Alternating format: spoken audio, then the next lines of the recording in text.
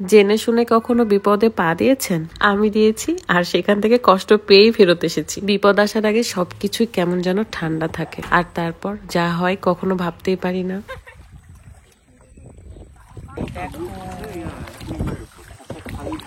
শখ করে সুন্দরবনে শাক তুলতে গিয়েছিলাম, কিন্তু সেখানে গিয়ে গাটা আমার ছমছম করে ওঠে, জানি না কেন। তবে সুন্দরবনে এসে একটু গা ছমছম করবে না তাহলে তো হবে না, এটাই তো আসল ফিল।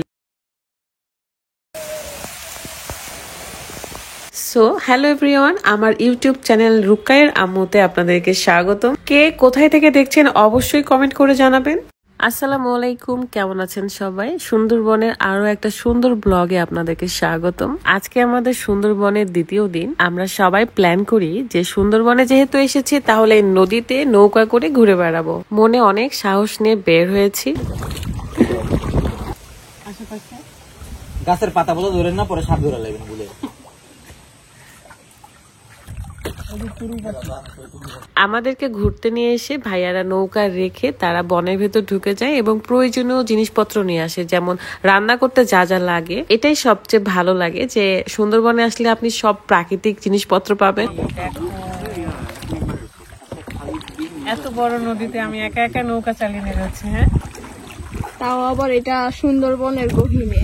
নদীর মাঝখানে আমি একটু বৈঠা চালালেও পুরো নদীটাই ভাইয়াই চালিয়েছে, মানে যতদূর ঘুরেছি আর কি। দেখেন তো, আকাশ দেখে কি মনে হচ্ছে বৃষ্টি আসবে? এমনই হয় যখন বিপদ আসে, তখন পরিবেশটা খুবই ঠান্ডা থাকে। দেখেন, পরিবেশটা দেখেই যেন গা ছমছম করছে। আজকে ডিনারে কিছু সবজি আইটেম থাকবে, যে সবজিগুলো এই বনের ভেতর থেকে নিতে হবে। আমিও সুন্দরবন থেকে সেই শাকটা তুলতে চাই। আর এই কাদাগুলো আমি রুকাইয়ার জন্য নিচ্ছিলাম। নৌকায় এসেছি, তাই রুকাইয়াকে রিসর্টে রেখে এসেছি আমার দেবরের কাছে। হুট করে আমাদের উপরে আসা বিপদ, এবং সুন্দরবন থেকে শাক তোলার আগে একটু দেখাতে চাই, যারা স্কিনকে ব্রাইট করার জন্য একটা বেস্ট নাইট ক্রিম খুঁজছিলেন তাদের জন্য আমি নিয়ে এসেছি glow white skin whitening cream. মাত্র এক রাতে ব্যবহার করে আপনারা পরিবর্তনটা বুঝতে পারবেন। আপনারা সবাই জানেন আমি beauty wallet by Farzana Facebook পেজে সব প্রোডাক্টই ব্যবহার করি, কিন্তু এই নাইট ক্রিমটা হলো বেস্ট। কাজ না করলে আপনারা টাকা ফেরতের গ্যারান্টিও পাচ্ছেন, তাই একটা বার হলেও আপনারা এটা ব্যবহার করে দেখুন। কোন রকম সাইড ইফেক্ট ছাড়াই স্কিনটাকে ভেতর থেকে ফর্সা করে। সো আর দেরি না করে এক্ষুনি অর্ডার করে ফেলুন। পেজটা ডিসক্রিপশনে দেওয়া আছে, চেক করে নিন।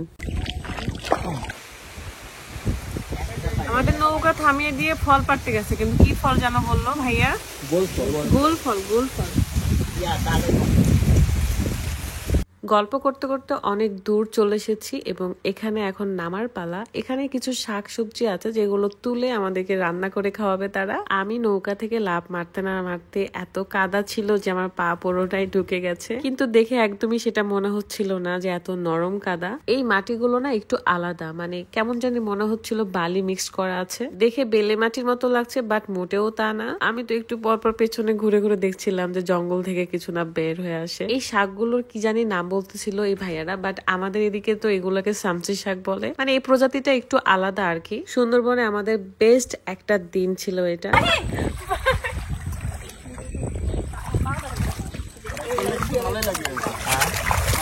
ক্যামেরা দিয়ে ভিডিও করে দিয়েছে ভাইয়াটা।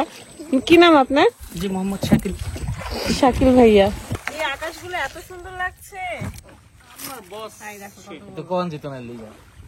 সবকিছুই ঠিক ছিল, বাট এত মেঘ লাগিয়েছে যখন আমরা ব্যাক করব দেখে আমার ভীষণ গা ছমছম করছিল। পুরো এই নদী জুড়ে শুধু আমরাই ছিলাম। আপনারা কিন্তু এই শাক দিয়ে কি রান্না হয়েছে কিংবা কি হবে রাতের বেলা সবকিছুই আপনারা নেক্সট ভিডিওগুলোতে দেখতে পারবেন। লাইফের একটা বেস্ট দিন ছিল আমার সুন্দরবনে। যতটা খুশি ছিলাম ততটাই একটু নার্ভাস ছিলাম, ভয় লাগছিল। এই কারণে এটা বেস্ট মোমেন্ট ছিল। দেখতে পাচ্ছেন নৌকাতে আরো কিছু পাতালতা ছিল। এগুলোর অনেক কারণ আছে যেগুলো আপনারা নেক্সট ভিডিও না দেখলে বুঝতেই পারবেন না।